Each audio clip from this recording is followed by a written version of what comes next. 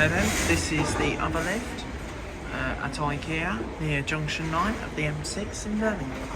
The M6 motorway. Here it is. Let's go up to one. This is the one that doors closing. This is the one that goes towards the exit area, and this is a Schindler.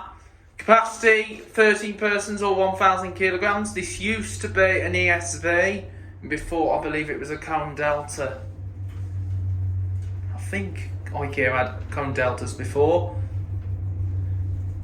Level 1. We're at level 1. Doors opening. Centre gate hoist. Back down to 0. Doors closing. Doors does not close when I push the button. I like that. There's nice lighting.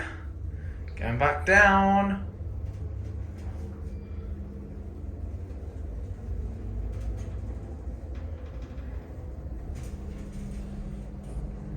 Level 0. Level 0. Doors And that's it. opening.